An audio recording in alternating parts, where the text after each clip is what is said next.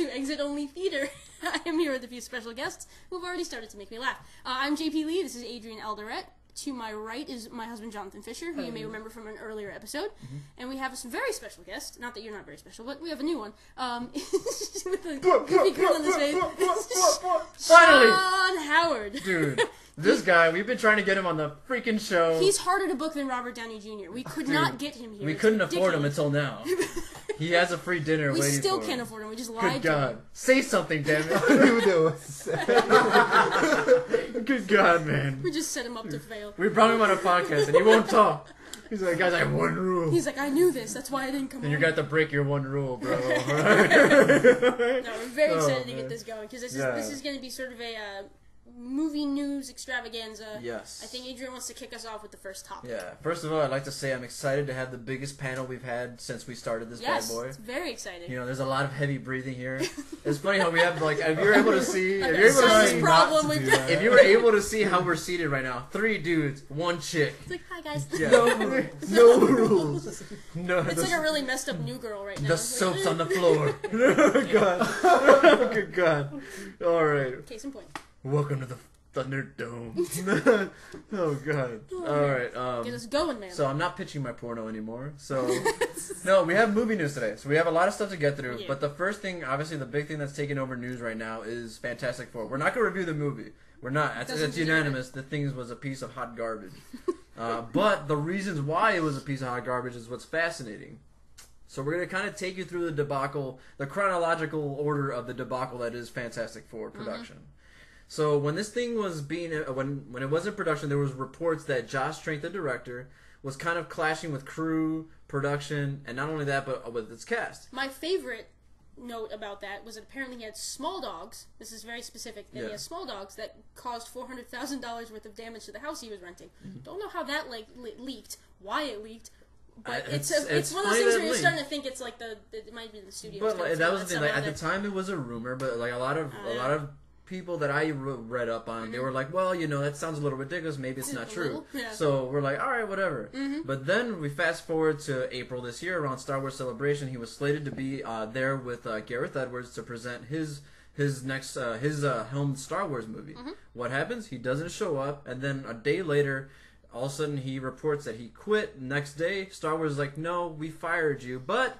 There was like, okay, what the hell's going on here? You're like, wait a second, what's going on? There's fire. That's when the smoke started picking up. Yep. Fast forward to recently, where leading up to the movie, there were reports that Josh Trank was not wanting to be associated with the movie, and then Fox put an embargo on critics saying that, yeah, you could come see our film, but your reviews cannot be released until literally the day before the movie was released, which... For movie people, you know that means that they're trying to hide their movie. Yeah, when you're seeing no reviews on Rotten Tomatoes Thursday, that's a bad sign. Cut to the day the movie comes out. All of a sudden, Josh Trank, literally the day it was released, Josh Trank puts out a tweet saying, a year ago I had a fantastic version of this, and it would have received great reviews. You'll probably never see it. That's reality, though. And all of a sudden everybody, that's the thing, like fantastic. Really? And then all of a sudden, the reviews came out and it was garbage. And then obviously 2 of us went to go see this movie because we wanted to see what it was. Why was this so bad? And we saw it and we now know why it was so bad. But we're not going to review the film. But based on all that, deserve to be put through that. And then after the movie came out, there was more reports saying that Fox hijacked the production because when Trank came in, they both mutually agreed on a vision for the film. And then right when in the middle of production, 20th Century Fox came in saying, hey, we're going to take out 2 or 3 big set pieces from the movie. And Josh Trank was like, whoa, what the hell? That's my story. But instead of kind of manning up and defending his vision, he kind of went into a shell of a little it's tough, tantrum. Though. They're paying it, and I feel like it's weird because it proves that some studios don't look at action sequences as important to the plot, which is kind of terrifying because they should be. For a comic book movie, but for a comic book movie, that's huge. But that being said, now that those reports are starting to emerge, and now there are multiple reports confirming that 20th Century Fox did that, but also there's confirmed reports that Trank, since that happened, acted like a child and threw tantrums, and obviously throwing out tweets like this is kind of ridiculous. Based on everything that happened with this production, whose side are you on? Are you on Josh Trank's side, or do you believe that 20th Century Fox did his best to save what he was potentially messing up? Jen, we're going to start with you. I think before I read the 3 set pieces being pulled, I would have said that it was all Trank's fault. Mm-hmm. I feel like if that really happened before production began, and they had already agreed to what the story was going to be, they had faith in the original story, but then just kind of got scared and pulled out some of the biggest sequences. That just feels kind of weird to me that a studio would do that, and Fox has a history of doing that to some movies, so I feel like if it were any other studio, I'd be like, they had a reason for it. They didn't trust the vision he had. Yeah.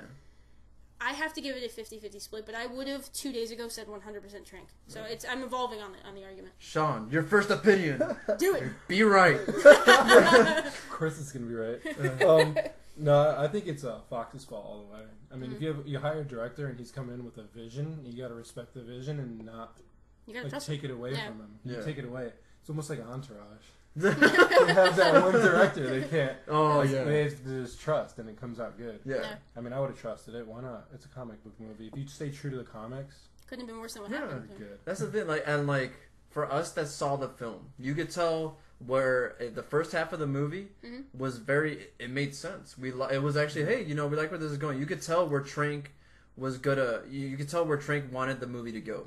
And then when the second half of the movie began, you could tell that's when Fox totally just completely ripped that movie apart. No, absolutely. If I were to choose a side, as bad as I want to defend Josh Trank as an aspiring director, I have to pick 20th Century Fox's side because, and the reason I say that is a studio, a producer is always going to bully the director to see how confident are you in your vision, and the fact that Trank kind of just folded over and pulled a tantrum upsets me because you have to defend your vision. You have to be you have to man up and you have to say, no, you cannot do this to my film. But he's to be 31 years old in charge of a $200 million movie, and I mean, at some point, you have to feel like you can trust them when you're that young in the process. I don't know, it's a really complicated. And and I'm glad you pulled that up because I know we discussed this off the mic. There was the writer of Chronicle. Yeah. That was Josh Trank's what put him on the map as a directorial debut. It's interesting. The writer of Chronicle came out and said basically said, look, everything we did with Chronicle was a fluke. Everything we did was a fluke, and to give Trank that much responsibility to make Fantastic Four cool. To a new generation is really rough, and then you want to give him a Star Wars film. Then all of a sudden you want to give him all this stuff. It's a lot to kind of to hold together. Well, I would like to bounce to the next question because it seems pretty smooth, and I might pose it to you at some point, but I think we might start with Shawn actually because I'm kind of curious. Yeah. Do you think his career is over? No, I think someone will give him a chance because I think people will go see movies to see if he could do it, or he could pull off. Yeah. Do you think he'll do a big budget film anymore, or do you think he's going to stay on the fringes of what? It's going to have to be small. No one will trust him with something. What do you think? I personally think that if I were financing any movies, I would give him a chance because I think that there's potential movies like Chronicle, but he's not getting a budget over $40 million, and that's it. And I would give him all the reins because he would probably make that money back, but I'm not giving him something that would need $1 billion to essentially break even. What do you think? I probably wouldn't. I mean, he drug. I'm more fiscally conservative drugged than you the company guys. through the mud a day before it was released. Sure. I don't think I would want that. That's a tough. That being said, too, but think about this too. His name was before this tweet even came out, his name was ruined already. He was you want to talk about being dragged through the mud? Everybody was like, oh, this is the dude that couldn't handle Star Wars. Yeah. Oh man, he couldn't You fell apart during the production you couldn't even handle your crew and all this stuff. But the Star Wars news was in reaction to something that was happening on the set of Fantastic Four. So it was all just kind of stems from what Fox may or may not have succeeded in doing with him. True. But just a vicious cycle. Personally, if I were a studio or I was trying if he asked me for money, if I was a financier. Yeah. And he asked me, he's like, look, I want to make a movie. It's hard for me to gauge because we don't know what kind of movies that he wants to make now. Mm-hmm. If he's going to try to do something along the lines like Chronicle, overall, honestly, I would not. I would not finance this movie just because to give someone 100% control, for any of us, if someone says, hey, I want you to make something, it's all right, I want 100% control, and they give you that, it's the best thing you could hear because no one's breathing down your neck aside from yourself. It's also the stakes are very high. You have to bet on yourself at that point. So if I'm going to give him, let's say, even $10 million, that's a big if you think that you're going to get that back based off what you see now. This guy obviously doesn't take, criticism very well. And I understand Fox came in and bullied him, but at the same time, you have you have to spine up, and I don't think he handled it very well. And where I think like there's a small pool of fish out there. I mean, he's a director. There's so many more directors out there. We would all love to be a director. Yeah. He did one movie. He had his chance. He's done. That's what I'm saying, is that he might get another chance, but he's going to have to earn it the way other people have earned it in the past. You know? That being said, I think that's a perfect segue to our next question. Like now, if you were 20th Century Fox, you had this Fantastic Four property, right? And to preface this, they're like, the real Fox would not like break bread with Marvel because they hate each other. So if you were Fox, how do you go forward with the Fantastic Four franchise? Do you stick with the cast you have right now? Do you reboot it again? What do you do? Shawn, I'm going to start with you. That's so easy. What do you do?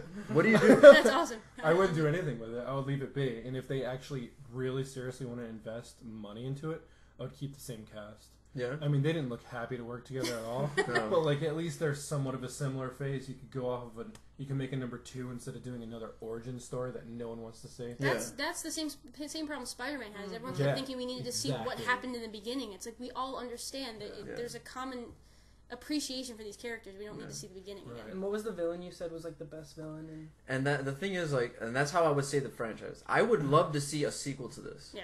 And the way you save this franchise is by unleashing the greatest villain ever made in Marvel Comics. You put Galactus on film. I completely disagree with that. No. Because the movie's going to be crap again. No. All the fans are going to be so upset that you ruined the one shot. That's a lot of money. Let me explain Galactus. Because a lot of people don't know who Galactus is. This dude, his fucking, like, his nickname is the Devourer of Worlds. The reason Fantastic Four, the Rise of Silver Surfer, it was a bad movie. Yeah. But the biggest knock for comic book fans was Galactus was in it, and he was a freaking cloud. They didn't even do it He was a freaking cloud. He's the coolest looking villain in the Marvel Universe.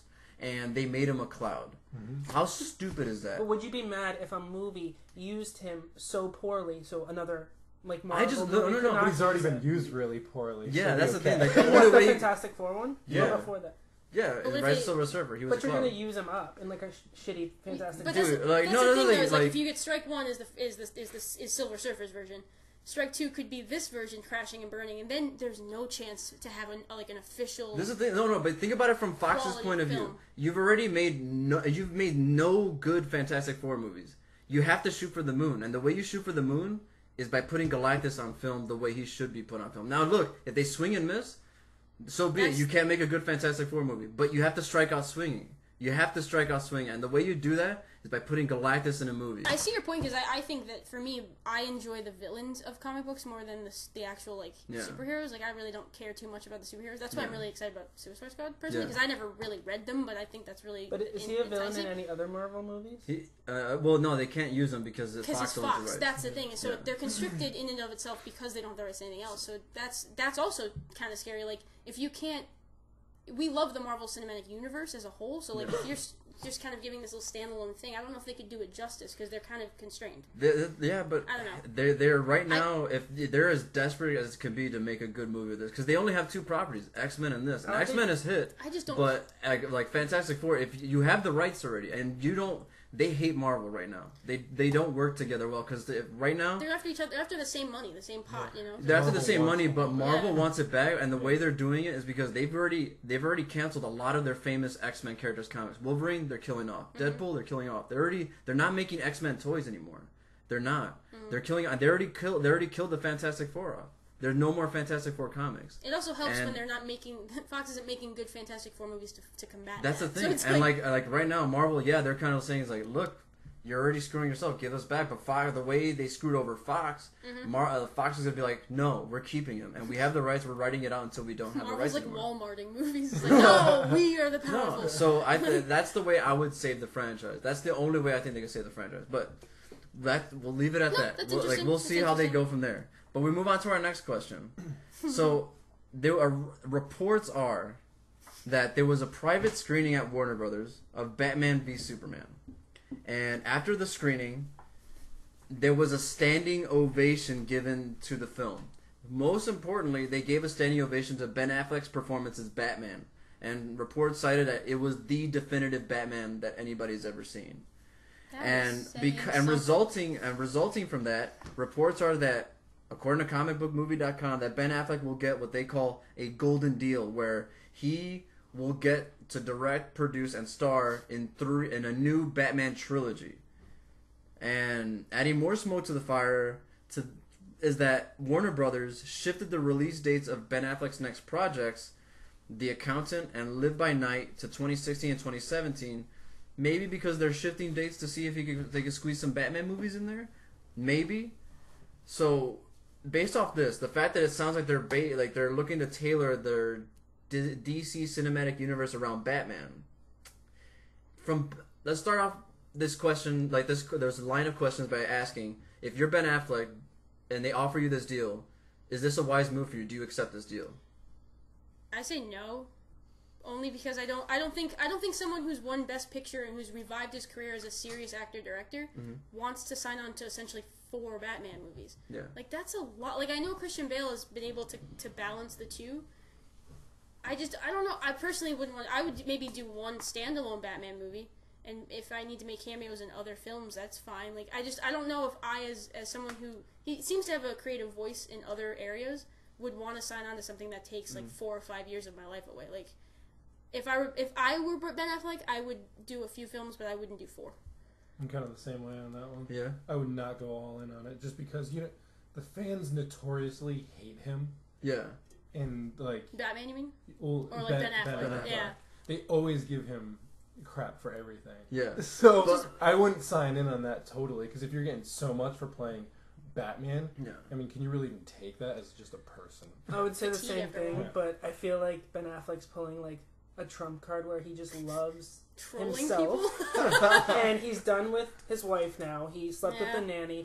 He clearly wanted to do Batman, and from the standing ovation he gets, I think he's just going to eat that up, and he'll want to ride it out. He might. That's a good point. I always give him the benefit of the doubt because I like Ben Affleck, but that's a dark side of him. Here's what I say. Like, this is the thing. Like, I agree with all of you. Like, I think we haven't seen anything. All we have to go off is with the trailer. Right.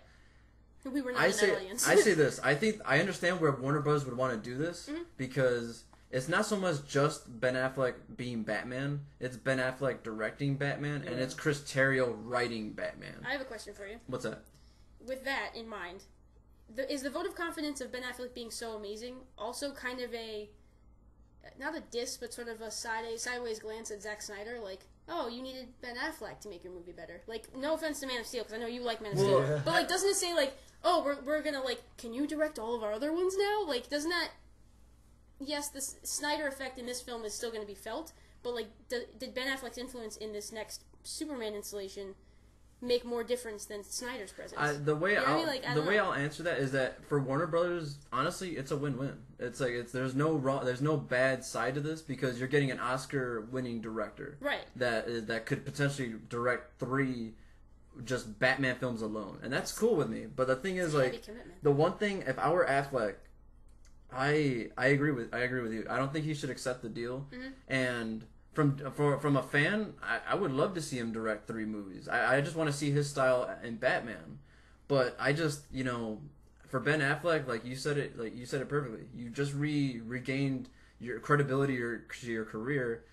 You don't. I mean, he won Best Picture. You won Best Picture. You're opening yourself up to criticism. But he already won Best Picture. I feel like he did what he wanted to do, so now he can just have fun. I guess so. But if winning 1 Best Picture is all you want. But it's like making really good films the last you want to make sure, you want to be taken seriously. You don't want to be seen as the joke. And if you make 1 bad Batman movie, you'll be ran out of town. Because not everyone's George Clooney. Not everyone can make a bad Batman. Christopher Nolan made great great Batman movies and took seriously. He already made the bad Daredevil. This is his redemption. Yeah, he didn't direct that though. That's the thing. Like, but this is his redemption on his acting because everyone ripped on him for that. Oh man, like, just how about this? Now, like the next question, and kind of like keep going with what we're going with is. For Warner Bros. And the DC universe, is it wise to build your Justice League storyline around Batman? As opposed to what? No.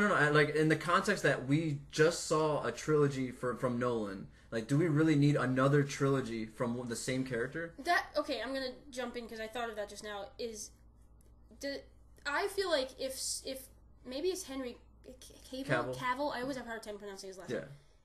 If he were a stronger actor, if he were a stronger presence on screen, could they have just had these films buoyed by his performances and had Superman be like the main? Like, I know he's in Batman v Superman, but I feel like now we need Batman interjected to like spice it up and to get people interested, because I want to see it now because of Ben Affleck. Yeah. I did not like Man of Steel, so I would not have seen the sequel to Man of Steel if Batman were not in it. Which they're still going to make a sequel to that. Sure. Technically, it's not in the slate, but no. Yeah. Like, what do you think? I like it. I think it's cool. I think it's just going to be a fun movie. I think it's necessary. I think it's awesome to see like the evolution of Batman. I think that's why they're doing it, is because to give everyone, it's a total different look at him. He's going to be older, gritty dude. Yeah, and they want to show that. And that's a fascinating way to look at it. And I know you're right, because the thing is, like, from Christian Bale's versions of Batman, he was like, it was from Batman becoming Batman to like eventually Batman remembering why he was needed and all this stuff. This one is just like a completely different take on him. Like, you know the story better than anyone. Like, if you could take a moment right now and just explain like what's different between the potentially Ben Affleck's Batman compared to Christian Bale's Batman. Because this Batman just doesn't care anymore. Yeah, he has no regard for himself. He just wants to go out and he's just kind of more of a badass, I guess you could say. Yeah. How is the character development going to work with that then? Is it going to feel rushed? Is what's It's where it's interesting to see how they're going to play it out. Yeah. I think the first 30 minutes of that movie are very important. Before. Exactly. Yeah. I think the way it will be developed, and it's kind of like what I've discussed with JP before, like off mic, is that the reason I thought what I would have done differently about Man of Steel was tell that story through the eyes of a human, because when you see all that, when you see that kind of destruction, you see it all, and like we'll get that human perspective in Batman v Superman, but I feel like for me, even though maybe it may not be their intention, if you're gonna make a Justice League movie where every other character comes from some mythological place or has superpowers and stuff, you have to kind of ground it and say, okay, we have to see it through the eyes of a human. The only human in the Justice League is Batman. And if they're looking at it that way, and if they plan to approach it that way, I think it's awesome. I think because it is a different take than Christopher Nolan. I know it could potentially have the Spider-Man effect where, we've seen another Spider-Man, and we're like, okay, we've had enough of the same character, or different iterations of the same character. If it's springboarding to something worthwhile, like you're saying, then it's definitely going to be worth it. Yeah. But like you said, I think it's just for me, I have to just reset my Superman clock, because I wasn't a huge fan of Man of Steel, so I need to be like, all right, I'm willing to see where this goes as a fresh pseudo second film, and to close the thing, to close this topic. I'm proud of you. I thought you would have kept going. No. To close the topic too is like similar reports came out when Man of Steel came out. They were like, oh, they were standing ovation from the Warner Brothers people. If you're paying for the movie, you're damn right you're gonna clap for your own movie. Absolutely. Fuck yeah! Oh yeah! We're making our money back. Hell yeah! So let's take it with a grain of salt. But it doesn't make me any more excited. I'm still excited to see. Excited, so, I look forward. I want a Ben Affleck directed Batman, at least one of them. But we'll see how that goes. Absolutely. No, I'm excited about this. So we'll move from the craziness that is Batman to Universal Pictures having an insane year. So Universal scored the biggest earning year in box office history, and it's only August. Damn. So this seems like it's worth a little bit of debate. What we wanted to kind of jump into is, first of all, since we've all seen a lot of the films that they've come out with this year, let's go around and quickly say what our favorite Universal film is this year. And we'll start with Shawn. How come I never get to start? You can start. Sounds like please start. I'm still nervous. There's so much hot breath coming from that direction. I'm like, all right. It's like a space I'll just say mine was Trainwreck, I think. Trainwreck? Yeah. Why? Nice. I mean, Quickly, it was a great comedy. Okay. It was a good twist on it was a great female based comedy that was raunchy and just fun. Well written, which is refreshing. Jurassic World. It's easy. That movie made so much. It was so fun to watch, all of it. I mean, my favorite movie of all time is Jurassic Park, and they called back to that movie so many times that I was like, I cried when the T-Rex came out. So I have to go with Jurassic World, but Trainwreck as a film is probably a better movie. So, but yeah. 50 Shades of Grey. No, I'm joking. No. Seriously, no. I love Jurassic World. Like, I was there with you when we were all there when we saw it. Yeah. And but like Furious 7 was such a surprise to me because it finally embraced what it could be. There was this 80s crazy stunt action movie with Vin Diesel and Kurt Russell saying, "Hey," or like Vin Diesel saying, "I'm a Corona guy." It's like, and then Kurt Russell. Funny you should ask that because I had them right here. And it's just like, I'm like, you know what, man? Finally, a light tone to these movies. I'm like, and that's what I love. I thought it was, and it made $1 billion in like the first, like less than a month. Did Jurassic Park make more though? No.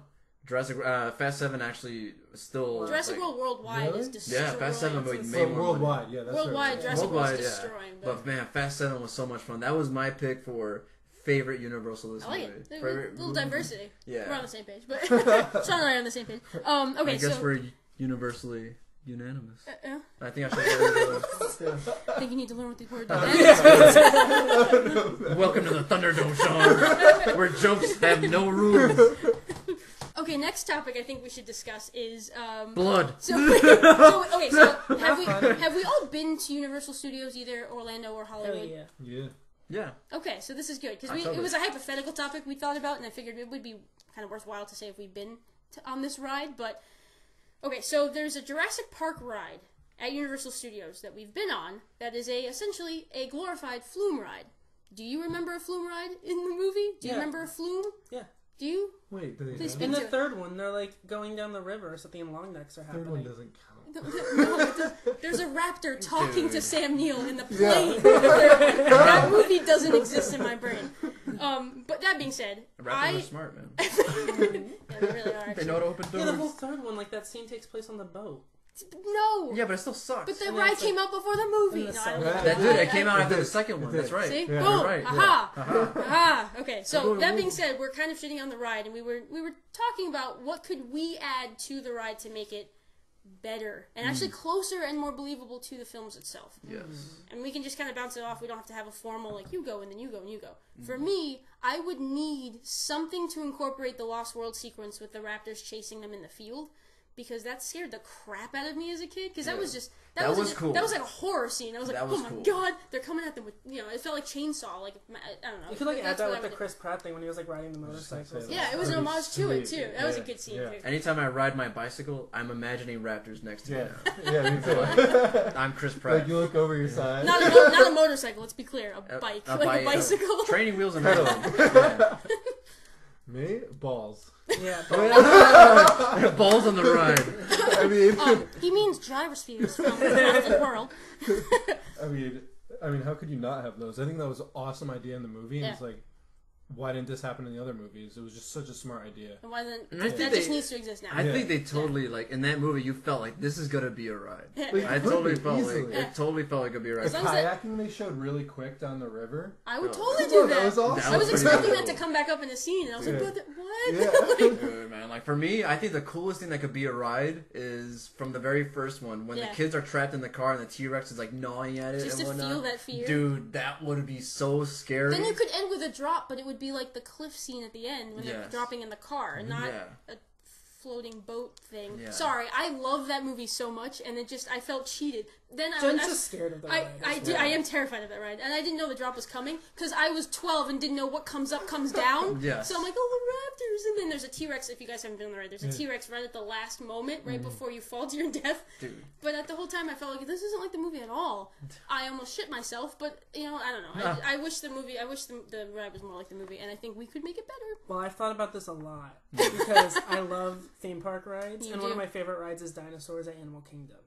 And so I think that is a really good ride. You take that like contraption, that or like the Indiana Jones like jerky feel, and you go you go through like the Wayne Knight like sequence of him like trying to get the DNA out, and you're going through all the mud and stuff. He's got a story, and then you end. We're just like, we like these scenes. You end with the like thing of that one dinosaur. The Dilophosaurus? I like to call him the Blossom. Hello, human. You can throw a T-Rex. But that would actually be like a really awesome ride. That would be actually because you could do that inside for like 2 minutes and then have like an actual roller coaster or something outside. They could blow up that whole area. They like half-assed it. They should make it real with it. Seriously. I hope they expand it. I mean, it was really cool when it came out and you could see like the Triceratops breathing and stuff. But now like the technology isn't as good as it was before. Yeah, I guess you could expand it so much better. Totally, because the Mummy ride in Universal is fantastic. They could do something like that. I dig it. I love that ride. That's a really good ride. So I don't know. There's not to shit on the ride, but I don't like that ride. So I'm glad that we were able. You're totally shitting on the ride. I'm totally shitting. Not to shit on the ride, but shit. Okay. So do you want to kind of tee us up on the next topic? Sure. All right. So, like, this is something that we like everything film group, every fan film group always has outside of a theater or whatnot. It's like we always see this one standalone movie, and we're like, man, that would be cool. I look forward to the next one, and it never comes. Yeah. So we came to thinking, you know what? It'd be fun. What standalone movie that you've seen would you want to see a sequel of? Somebody go. I mean, I spent like 5 minutes staring at our movie collection, which is pretty diverse, and like I couldn't like find one that didn't already have a sequel that I wanted to have a sequel because I feel like sequels can really like ruin the magic of like a good movie sometimes. Well can, Yeah. Harry Potter's awesome. So like some of my favorite movies were like Boogie Nights. That would be weird to do a sequel to. Boogie Nights. I like how you're going through your thought process. And then like Big Lebowski, I was like, no, that can't have a sequel. But like I was like, I'm gonna just go with it. I mean, I know it's probably gonna happen. I think Space Jam 2 needs to happen. They're already teasing it. Like Blake Griffin and like the Martian commercial came out. Yeah, what was that? LeBron was like, "Oh, it might happen." Dude. They already started crying. Clearly, the guys disagree with me at the table. When you said that, like Shawn and I did look at each other. But I think it would be amazing. I think it'd be good. I think if the Monstars, just in a campy way. If the Monstars whoop that ass, like I would make a compelling story. No, if the joke is that it's LeBron and then he still loses to them, Yeah. like that. No, would be if I were the studio and if I heard this pitch, I would totally buy into it. If all the current stars couldn't beat the Monstars and they had to bring back Michael Jeffrey and then bring back Charles Barkley and the original Dream Team to show that basketball was so much better in the 90s, that would be the most epic storyline ever. It would have forced Michael Jordan to get back in shape and join the Chicago Bulls. He alleges he can still play very well. So. You're from Chicago. Yeah, so dude. You got like your love for Michael Jordan is overbearing, even more than your family. Dude, he hasn't blinked since he mentioned his name. He's a saint. All right. You don't want Space Jam 2 just be made to ruin Michael Jordan's. Well, they're already comparing LeBron to Michael all over the place. They do it every day, 100 times a day. So First Takes, half their show is about it too. So it's like, well, Michael Jordan doesn't help. He's at basketball camps with kids, and he's like, I think I can. Didn't he just say Yes. it? Yeah. No, but like he's so saying, like annoying. him now could still beat players that are playing. Dude, him in a wheelchair could beat LeBron. No way. That is harsh. Okay, what is yours? My film. I would love to see a sequel to Hot Fuzz.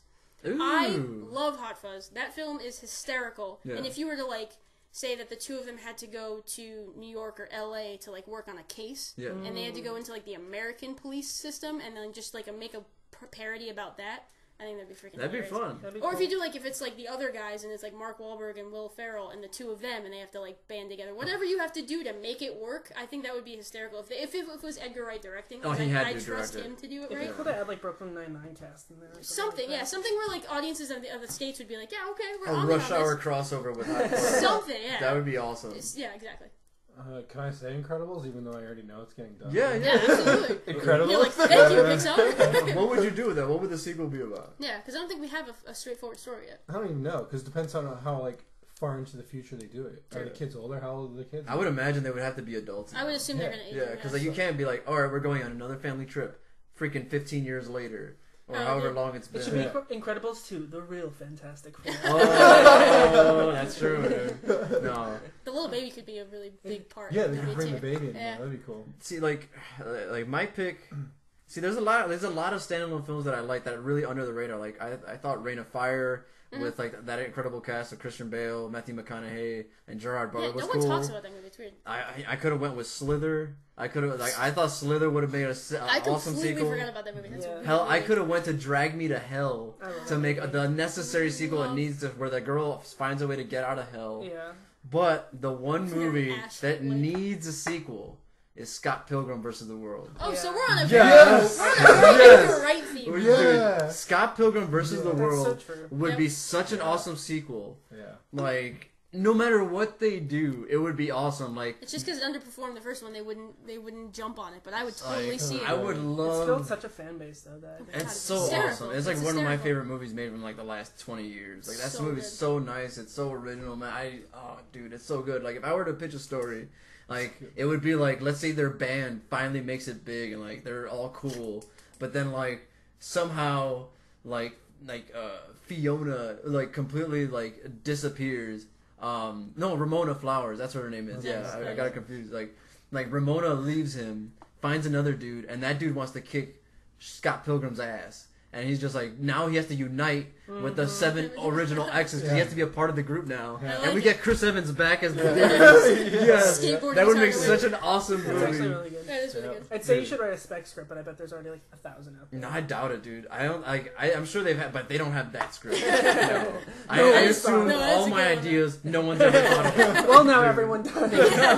Good God. You just opened it up Oh to the my world. God, dude. Oh, that was fantastic. That was fun. Oh, closing it off with Oh. a fantastic. I did that, didn't I? That was fantastic. That was fantastic. Horrible. What should our name be, guys? What's that? What should our name be? Oh, God. That's fantastic. Say it again. See? That's just so bad. I hate So it. bad. I need to We're closing out with the Fantastic Four. Yeah, Oh, I dude. need to. I definitely need to. I need to button this up before it continues. So, thank you, Shawn, for joining us. Jonathan, thank you for coming Let's hope I back. do this again, guys. This was fun. This was Yeah. great. Yeah. Yeah. 4 voices is much better. 4 than 2. voices and record time is amazing. Seriously. Look at that, we're under 40 It's minutes, probably We're the, seriously under 40 minutes? and I have to probably the cut hot part of it breath. out. Dude, you know, and we had like, dudes, like, do you guys want to talk about anything else? Like, No, no. we'll do another got one. time No, right dude, We gotta I go. will say this: if I saw a private screening of Man from Uncle, I'm not going to review it right now, but please go see it. There That's you all go. I got to say. Good vote of confidence, and we're ahead of the curve on a couple movies. That's awesome. For Adrian Alderete, I'm JP Leigh. We'll see you when the credits roll.